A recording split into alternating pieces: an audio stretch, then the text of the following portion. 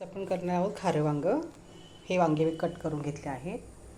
त्याला लागणारं साहित्य आहे कांदा, कोथिंबीर, लसूण ठेचून घेतला, शेंगदाण्याचा कूट आणि ही वांगी कट करून धुवून घेतलेलं आहे. आता मी कढईमध्ये तेल टाकते. कढईमध्ये तेल टाकलं. आता टाकू आपण जिरे आणि मोहरी.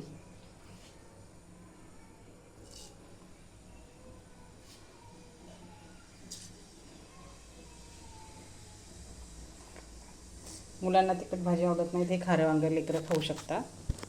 त्यांना असं खारं वांगं टेस्टी लागेल, मुलं आवडीने खातात. आता हे जिरे आणि मोहरी आपली कडकडली आहे.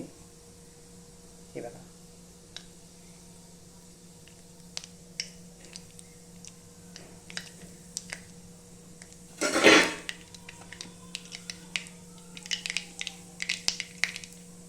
आता आपण त्यात लसूण टाकू.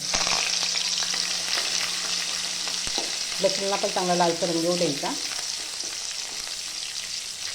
तो पण छान तेलामध्ये चांगलं त्याची फ्राय करून घ्यायचा. बघा, लसणाला पण आपला छान रंग लाल आलेला आहे. आता आपण त्याच्यामध्ये कांदा कट करून ठेवलेला आहे. आता मी तो कांदा टाकते. त्याला पण लाल रंग येऊपर्यंत परतून घ्यायचा.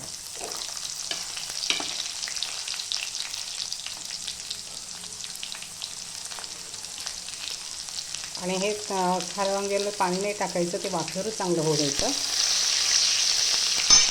गॅस कमी करते. आता कांदा चांगला लालसर रंग येऊपर्यंत परतून घेते. आपला कांदा चांगला लालसर रंग आला आपल्या कांद्याला. छानपैकी फ्राय झाला आहे तो. आता मी त्याच्यामध्ये हळद आणि मीठ टाकते.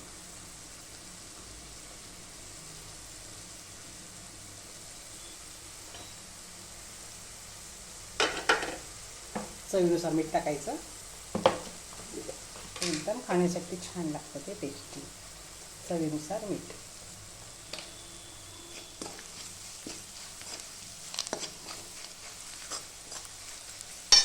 थोडीशी कोथिंबीर टाकते. हे पण तेलामध्ये चांगली त्याची फ्राय करून घेते.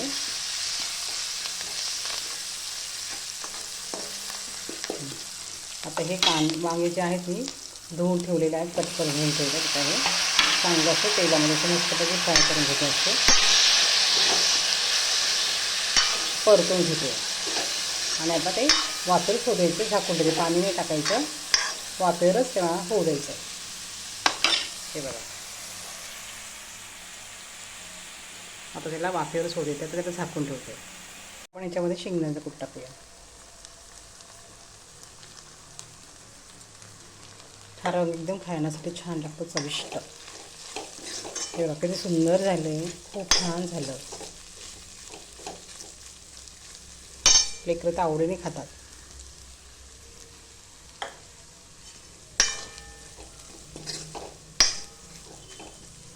सुंदर झालं, छान, मस्त. तुम्ही पण एकदा नक्की करून बघा. हे बघा.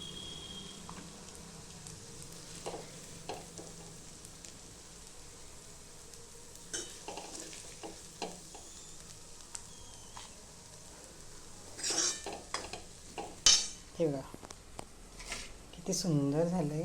आता वरतून मी थोडीशी कोथिंबीर टाकते.